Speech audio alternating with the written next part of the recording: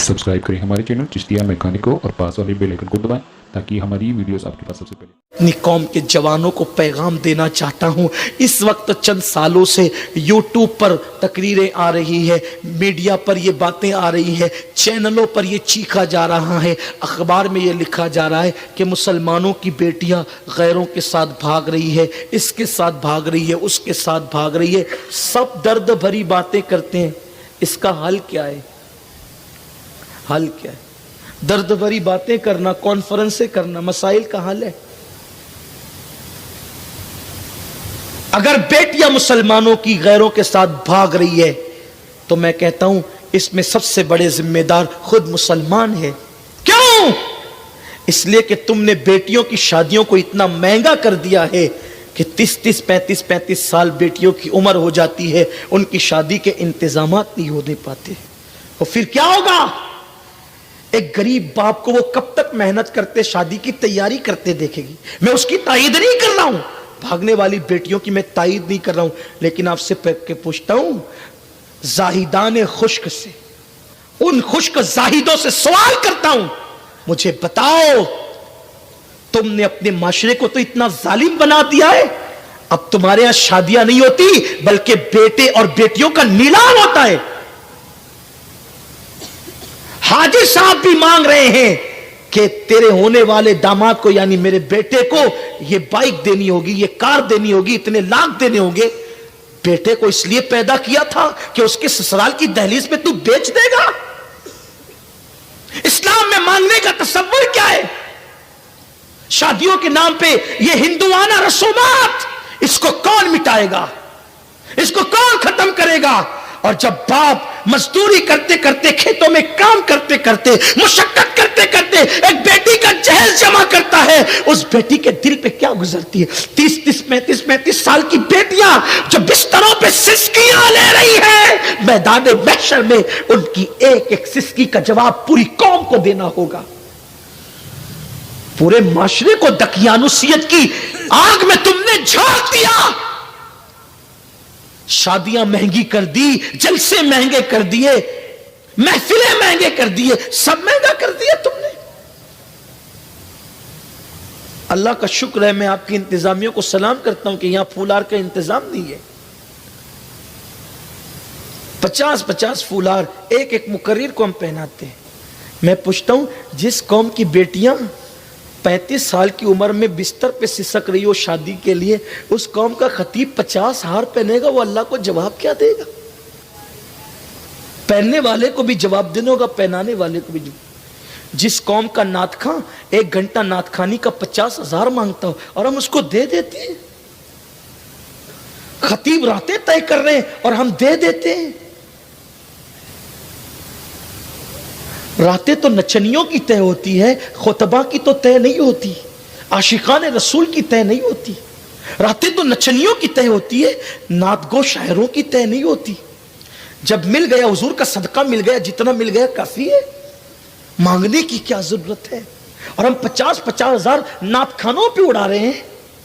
मैं नातखानों को देने का मुखालिफ नहीं हूं, अल्लाह ने दिया है तो दो, लेकिन वो जो बाजू में बिस्तर पे सिसकियां ले, उसकी शादी का इंतजाम भी तो कर। कब तक रियाकारी और रसूमात के अंदर डूबोगे? 1-1 लाख की चादर तुम एक एक बुजुर्ग के मजार पे चढ़ा रहे हो। अब पड़ोस में बेटी की शादी का इंतजाम नहीं।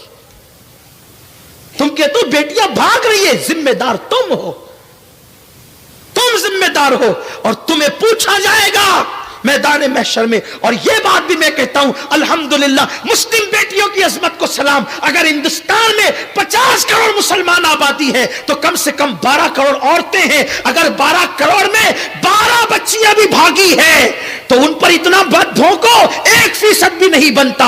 अगर तुम ये कहोगे भाग रही है, भाग रही है, मुस्तकबिल में जब तारीख लिखी जाएगी तो बेटियों की आबरू पर सवालिया निशान खड़ा किया जाएगा। अल्हम्दुलिल्लाह, पूरी दुनिया का सर्वे कर लो, आज भी मेरी कौम में, मेरी कौम की बेटियां जितनी पारसा है, इतनी पारसा तुम किसी कौम में कोई बेटी नहीं दिखा सकते। آج بھی مسلمانوں کی بیٹیوں میں پارسائی موجود ہے، لیکن صرف پروپیگنڈا کیا جا رہا ہے۔ وہ بیٹیاں بھاگ رہی جن کو دین کی معلومات نہیں، جن کو کلمے کی معلومات نہیں، جن کو اسلام کی معلومات نہیں۔ خدا کی قسم، جس کو فاطمۃ الزہرا کا صبر یاد ہے، وہ بیٹی زیور کی چمک پر کبھی آبرو کا سودا نہیں کر سکتی۔ جس کو فاطمۃ الزہرا کی بھوک کا احساس ہے، وہ بیٹی کبھی کسی کے ہاتھ میں آبرو کا سودا نہیں کر سکتی۔ میرے نبی کی بیٹی فاطمۃ الزہرا رضی اللہ تعالیٰ عنہا کی شان یہ ہے کہ کونین کے والی، کونین کے تاجدار، مالک جنت کی بیٹی ہے، لیکن ایک ایک دوپٹے 17 پیون لگے ہوئے۔ فاطمۃ الزہرا نے 17 پیون والا دوپٹہ پہنا ہے۔ میرے نبی چاہتے تو قیمتی سے قیمتی پہنا سکتے تھے، لیکن شاید 17 پیون والا دوپٹہ بیٹی کو اس لیے پہنایا تاکہ ہر بیٹی کی غربت پر میرے نبی تقوی اور سنت کا پردہ ڈال دیں۔ اگر میرے نبی قیمتی چادر بیٹی کو دیتے تو غریب کی بیٹی کا پیون والا دوپٹہ دیکھ کر لوگ مذاق اڑاتے، لیکن نبی نے پیون والا دوپٹہ بیٹی کو اس لیے پہنا دیا۔ اگر کوئی غریب کی بیٹی غربت کی وجہ سے پہنے گی پیون والا تو لوگ کہیں گے مذاق مت اڑانا، یہ نبی کی بیٹی کی سنت ہے، یہ نبی کی شہزادی کی سنت ہے۔ ہم نے سب مہنگا کر دیا۔